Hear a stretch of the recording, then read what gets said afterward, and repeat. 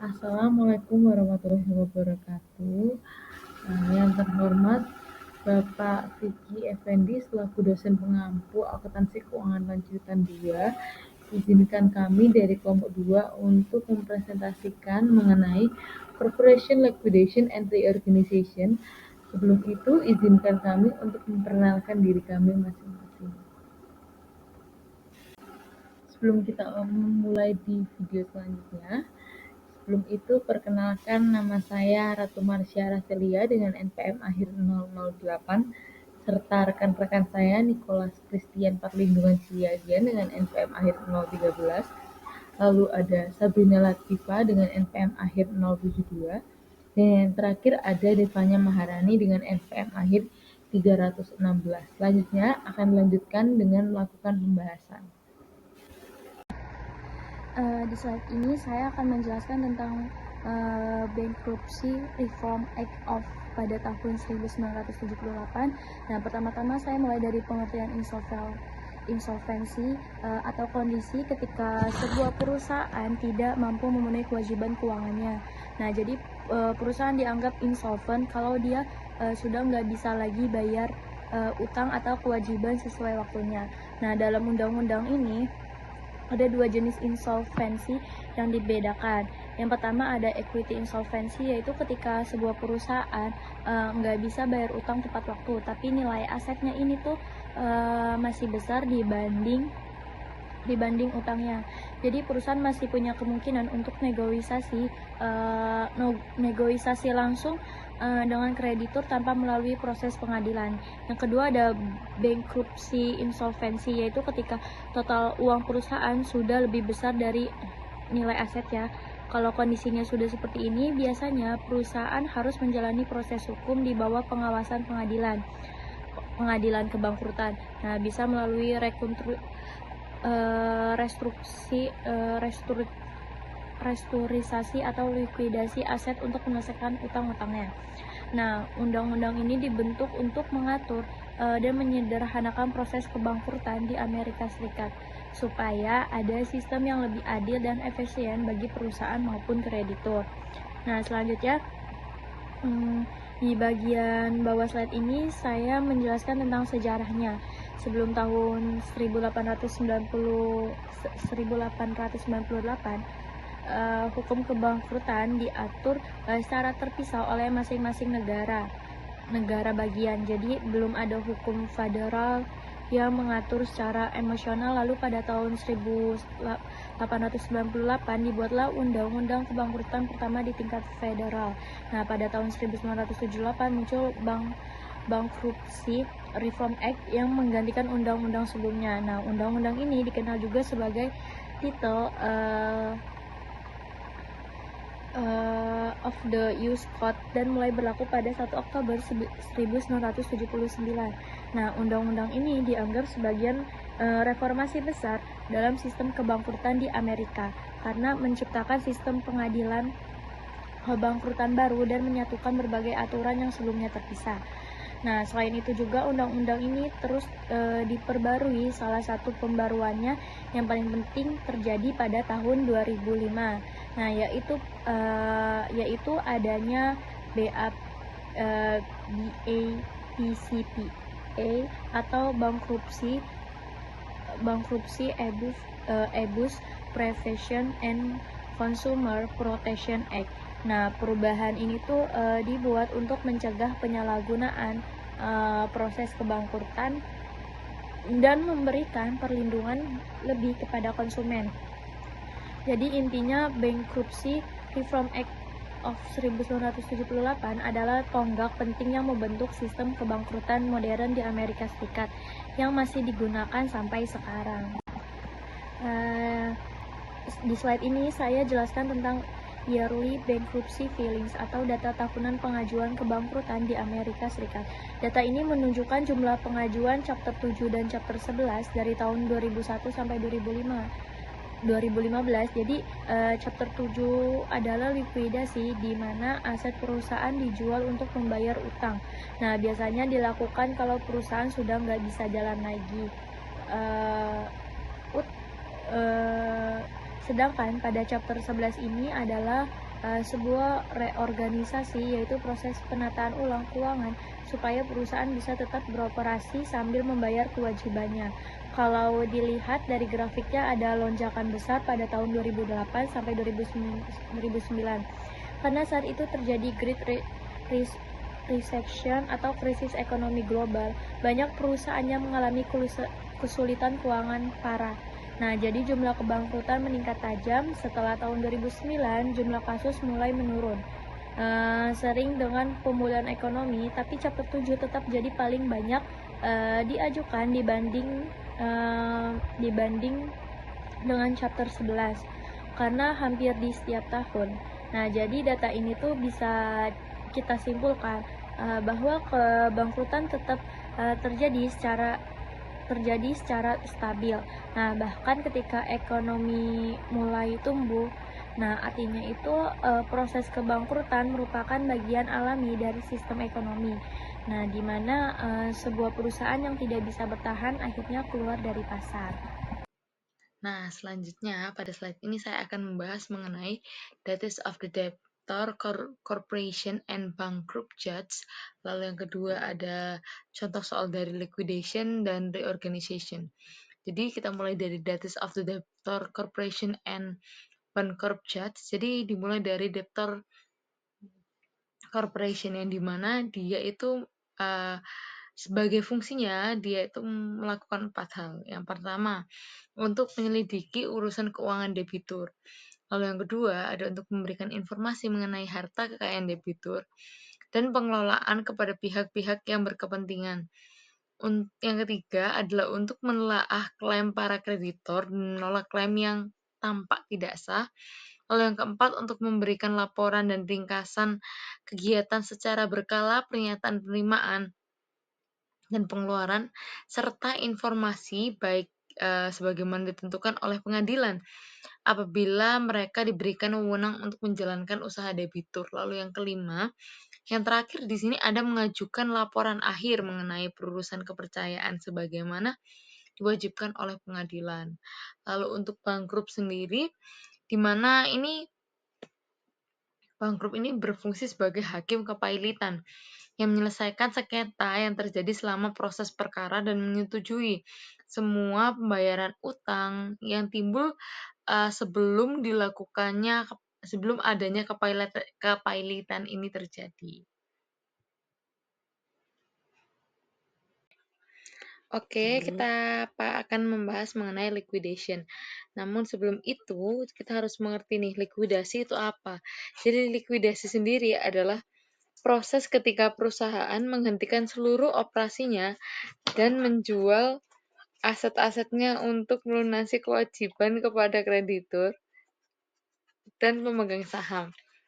Yang dimana tujuannya sendiri adalah mendistribusikan sisa aset perusahaan setelah semua kewajiban diselesaikan. Nah, jadi pada slide ini tuh ada mengenai soal dari Camp Corporation yang dimana kita harus memahami dulu mengenai urutan pembayaran dari apabila kita melakukan likuidasi.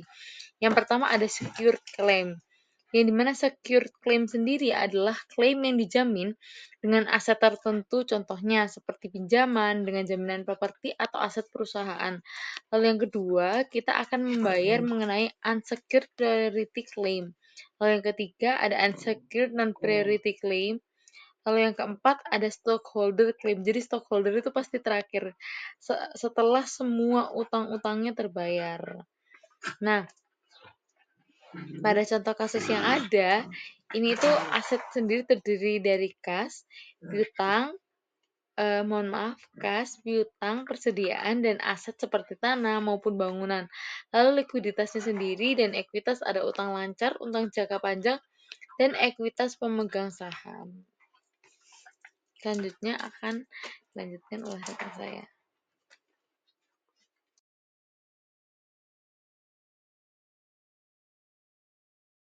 Oke, selanjutnya karena tadi kita telah membahas mengenai liquidation, sekarang kita akan membahas mengenai reorganization. Namun sebelum itu kita harus mengetahui dulu nih, pertama, apa pengertian dari reorganization?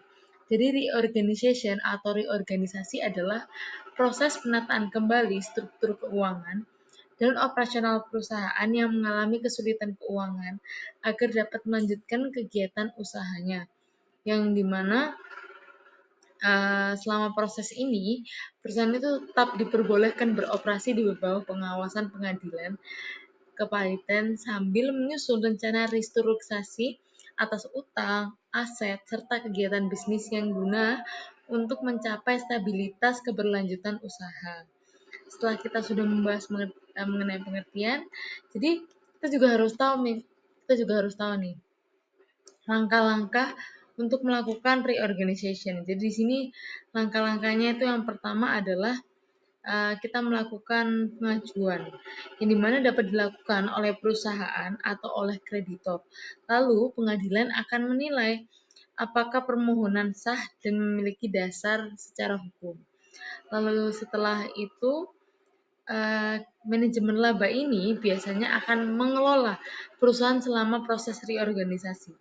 Lalu mereka juga harus menyusun laporan keuangan dan bekerja sama dengan kreditor. Lalu yang terakhir ada debitur, trustee, dan kreditor dapat mengajukan rencana dari restrukturisasi utang maupun operasi. Lalu trustee sendiri itu, karena tadi kita sudah membahas dan mention trustee, kita juga harus mengetahui apa sih itu trustee. Trustee sendiri adalah ditunjuk oleh pengadilan, yang dimana dia itu kalau ada menemukan kecurangan, ketidakjujuran, atau kesalahan yang dilakukan oleh manajemen, itu dapat ditindaklanjuti. Jika tidak, perusahaan tetap dijalankan oleh manajemen lama sebagai DIP atau debtor in possession, yang dimana trustee ini memiliki tanggung jawab untuk mengawasi, mengelola aset perusahaan, meninjau klaim para kreditor, memberikan laporan kepada pengadilan, serta menyusun rencana reorganisasi yang adil, di mana tujuan utamanya trustee sendiri adalah menjaga agar seluruh proses keberlangsungan secara transparan, efisien, dan sesuai hukum kepailitan yang berlaku. Nah, yang terakhir ini ada kreditor komite, yang dimana kreditor komite ini dibentuk oleh US Trustee yang terdiri dari kreditor terbesar tanpa jaminan, yang dimana komite awal ini memiliki kepentingan seluruh kreditor dan berfungsi untuk meninjau setiap transaksi penting yang dilakukan perusahaan selama proses reorganisasi. Dan perlu diingat, mereka memiliki hak untuk memberikan saran keberatan atau persetujuan atas rencana reorganisasi, pembiayaan baru, hingga penjualan aset perusahaan, yang dimana keberadaan komite ini sangat-sangat penting untuk menjamin keseimbangan antara kepentingan debitur dan kreditor, serta memastikan proses reorganisasi berjalan transparan dan adil. Selanjutnya akan dilanjutkan oleh rekan saya. Pada slide kali ini saya akan menjelaskan tentang pelaporan keuangan selama proses reorganisasi. Reorganisasi sendiri itu telah dijelaskan pada chapter 11, yaitu pada part bankruptcy, merupakan proses ketika perusahaan yang mengalami kesulitan keuangan berupaya untuk menata ulang struktur organisasinya agar dapat kembali beroperasi secara normal. Dalam kondisi seperti ini, perusahaan tidak langsung dilikuidasi, tetapi diberi kesempatan untuk melakukan perbaikan dan negosiasi ulang dengan para kreditur. Meskipun sudah berada dalam reorganisasi, perusahaan tetap memiliki kewajiban untuk menyusun laporan keuangan dan melaporkannya kepada pihak-pihak terkait seperti investor, kreditor, dan juga Securities and Exchange Commission atau SEC. Nah, pedoman utama yang digunakan yang dijelaskan dalam buku ini yaitu ASC 852, yaitu standar akuntansi yang mengatur pelaporan keuangan selama dan setelah proses reorganisasi. Nah, tujuan utamanya sendiri dari laporan keuangan adalah untuk menunjukkan perkembangan keuangan perusahaan selama masa kebangkrutan dan memisahkan transaksi yang terkait langsung dengan proses reorganisasi dan dari operasi bisnis yang normal. Artinya aktivitas seperti pembayaran kepada pengacara, biaya pengadilan, atau penyesuaian utang yang dinegosiasikan tidak boleh dicampur dengan aktivitas bisnis sehari-hari seperti penjualan dan juga produksi.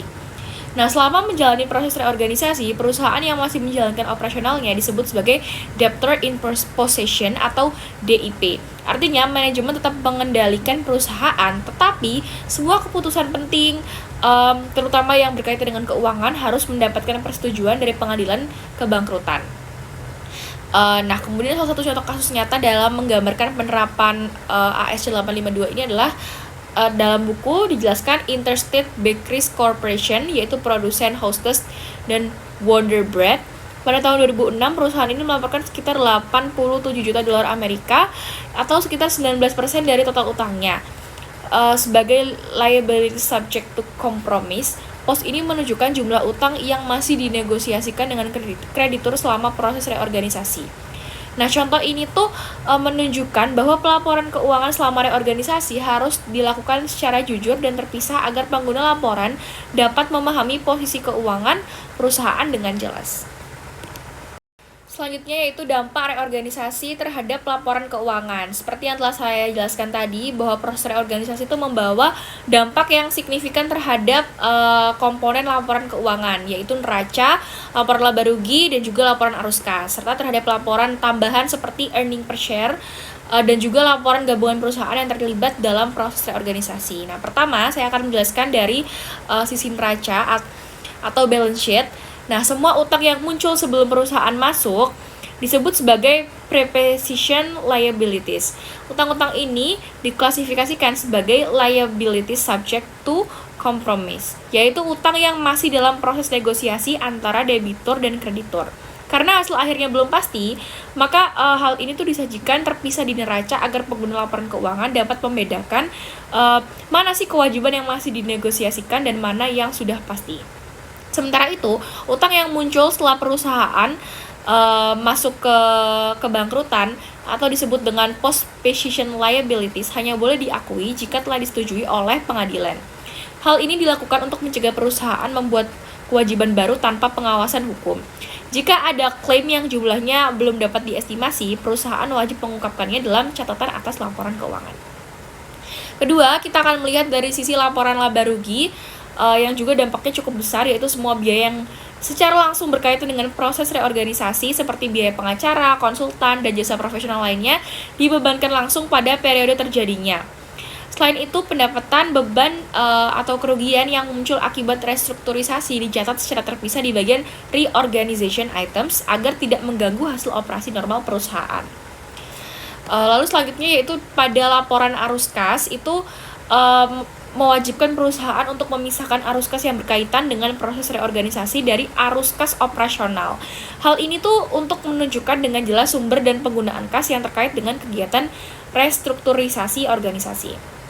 Bahkan rekomendasinya itu penggunaan metode langsung atau direct method karena memberikan gambaran yang lebih jelas tentang arus kas aktual.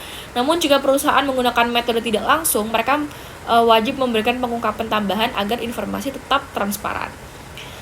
Nah, terakhir yaitu dari sisi earning per share atau EPS tetap harus dilaporkan seperti biasa karena investor tetap perlu mengetahui kinerja per saham selama proses reorganisasi. Apabila dalam rencana reorganisasi dapat kemungkinan adanya penerbitan saham baru, hal itu wajib diungkapkan dalam catatan atas laporan keuangan. Selain itu, juga mewajibkan adanya penyajian condensed combined financial statement bagi entitas yang sedang berada dalam proses reorganisasi. Laporan ini membantu pengguna memahami hubungan antar perusahaan dan posisi keuangan entitas yang sedang direstrukturisasi secara lebih spesifik. Perkenalkan, nama saya Nicholas Christian dengan NPM akhir saya 013. Pada kesempatan kali ini saya akan menjelaskan mengenai reorganization value. Jadi reorganization value atau bisa kita kenal dengan nilai reorganisasi itu merupakan bagian penting dari suatu rencana reorganisasi dari perusahaan yang ingin keluar dari kebangkrutan. Nah, nilai ini mencerminkan perkiraan nilai wajar perusahaan tanpa memperhitungkan kewajiban yang umumnya dihitung dengan mendiskontokan arus kas masa depan dari bisnis baru serta menambahkan hasil penjualan aset yang sudah tidak dibutuhkan lagi. Sehingga tingkat diskonto yang ini itu mencerminkan risiko bisnis serta keuangan yang dimiliki oleh perusahaan itu. Selain itu, nilai reorganisasi itu juga menentukan berapa banyak si kreditur yang akan menerima pemulihan serta proporsi saham yang akan diberikan kepada masing-masing kelas kreditur. Contohnya ini ada kasus dari perusahaan luar negeri yang bernama Maci. Ini menunjukkan bagaimana perbedaan nilai reorganisasi yang di antara 3,35 miliar sampai 4,1 miliar itu memengaruhi pembagian kepemilikan antara kreditur, senior, serta obligasi publik. Nah, sehingga di sini ada undang-undang yang mengatur mengenai hal ini, yaitu dari GAAP, tepatnya itu ASC 852. Perusahaan yang keluar dari kebangkrutan itu harus menetapkan fresh start reporting jika memenuhi dua syarat. Jadi dua, yaitu kalau di sini saya nulis dua juga. Ini adalah yang pertama itu nilai reorganisasi aset lebih kecil dari total kewajiban dan klaim yang telah disetujui. Artinya apa? Artinya sebelum rencana reorganisasi disahkan oleh pengadilan, nilai ekonomi perusahaan atau reorganization value-nya itu harus lebih rendah daripada total utang serta klaim terhadap perusahaan. Kondisi ini itu menunjukkan bahwa pemegang saham yang lama itu tidak lagi memiliki ekuitas yang positif karena kewajiban perusahaannya sudah melebihi asetnya. Dengan demikian, perusahaan secara ekonomi dianggap bangkrut atau insolvent dan perlu memulai kembali dengan struktur keuangan yang baru. Lalu syarat yang kedua apa? Syarat yang kedua itu adalah pemegang saham lama itu menerima kurang dari 50% kepemilikan di entitas yang baru. Ketentuan ini tuh digunakan untuk menegaskan bahwa kendali atas perusahaan itu telah berpindah ke pihak kreditur atau investor yang baru yang menanamkan modal dalam proses reorganisasi. Sehingga kehilangan kendali ini harus bersifat substantif dan juga permanen, bukan hanya sementara. Jadi hal ini memastikan bahwa entitas yang muncul setelah reorganisasi itu benar-benar berbeda secara ekonomi dan juga kepemilikan dari perusahaan lama. Sehingga wajar untuk menerapkan pelaporan keuangan baru seolah-olah entitas tersebut baru berdiri kembali. Nah, jadi dengan terpenuhinya kedua syarat dari yang disusun oleh GAP ini, laporan keuangan itu setelah reorganisasi juga disusun menggunakan fresh restart reporting, di mana aset dan kewajiban dinilai kembali ke nilai yang wajar pada tanggal reorganisasi, dan saldo ekuitasnya diatur ulang seperti perusahaan yang baru. Nah, seperti yang saya bilang tadi, kalau ingin perusahaan itu harus menunjukkan reorganization value-nya, dia harus menyusun laporan keuangannya menggunakan fresh start reporting, yang di sini ada 5 tahap, yaitu alokasi nilai reorganisasi, lalu ada pelaporan kewajiban, yang ketiga ada laporan keuangan entitas lama, lalu pengungkapan pada laporan awal entitas yang baru, dan yang terakhir laporan keuangan komparatif, yaitu membandingkan data yang lama serta yang baru. Kita bakal kutik satu-satu ya. Dari yang pertama itu ada alokasi nilai reorganisasi. Nah, jadi sebelum itu kita harus mengetahui kalau apa itu fresh start reporting itu. Fresh start reporting itu yang artinya itu perusahaan yang keluar dari kebangkrutan dianggap sebagai apa? Sebagai entitas yang baru secara akuntansi. Semua saldo laba yang ditahan atau defisit itu dihapus sehingga saldo laba awalnya kembali lagi jadi nol. Lalu kita masuk ke konsep yang pertama itu adalah alokasi nilai reorganisasi. Maksudnya adalah jadi nilai reorganisasi perusahaan atau reorganization value-nya itu dialokasikan ke aset yang berwujud dan juga aset yang tak berwujud. Yang dimana aset ini dapat diidentifikasi sesuai metode akuisisi yang diatur dalam GAP, tepatnya ASC 805.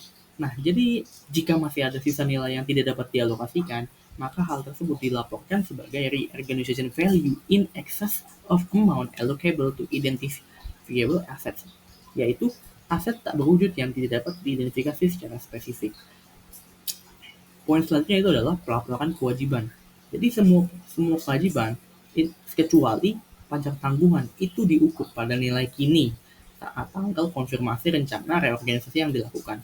Nah, menurut ASC 740 ada manfaat pajak tanggungan dari rugi fiskal masa lalu yang digunakan untuk yang pertama mengurangi nilai reorganization value in excess yang tadi itu.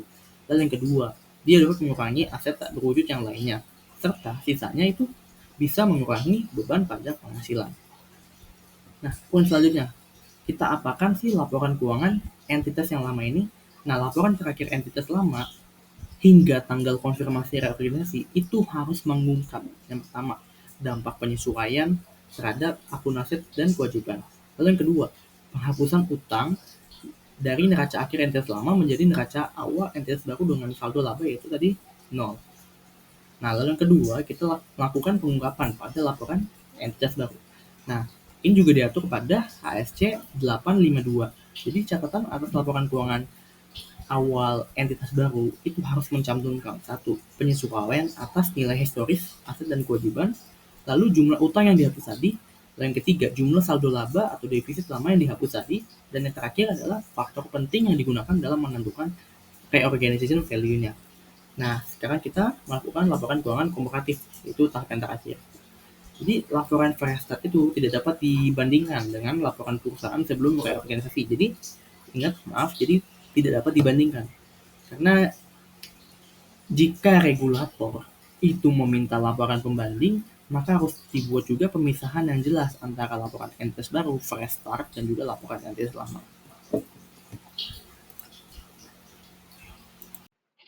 Baik, apabila ada salah kata, mohon dimaafkan. Sekian presentasi dari kelompok kami. Terima kasih.